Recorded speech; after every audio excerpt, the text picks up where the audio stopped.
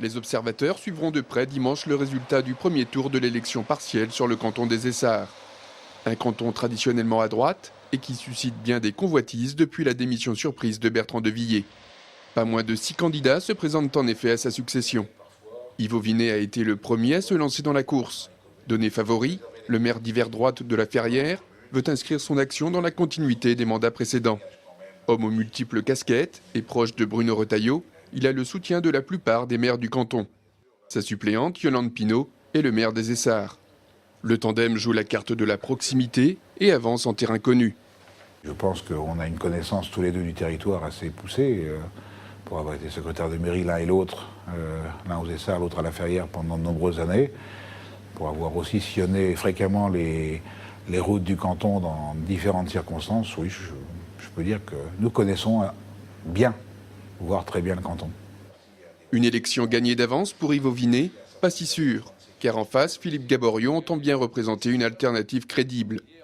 Le maire PS de Dampierre-sur-Yon se lance dans la bataille fort du résultat obtenu par la gauche sur le canton lors des dernières élections régionales.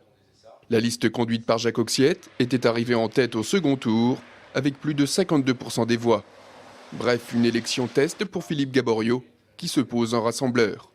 C'est une fonction qui engage vis-à-vis des électeurs, qui oblige aussi à avoir une vision, j'ai envie de dire, et même si mon engagement politique est à gauche, eh bien une vision non politicienne de l'action. Il faut travailler avec tout le monde. Le conseiller général est l'élu de tous, il n'est pas le représentant d'un camp. Sur la ligne de départ, 4 autres candidats voudront jouer les troubles faits lors de ce premier tour. À commencer par Gilbert Quillot d'Europe Écologie. Lui aussi entend surfer sur le bon résultat obtenu par son parti lors des dernières régionales. Son score sera analysé de près.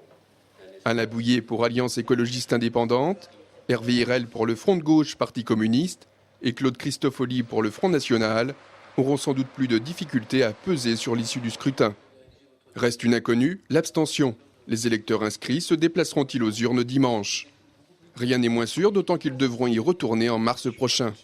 Le canton des Essarts fait en effet partie en Vendée des 16 cantons renouvelables. Pour le candidat sortant vainqueur de cette élection partielle au premier ou deuxième tour, le mandat sera de toute façon de transition, puisque bien vite il faudra qu'il reparte en campagne.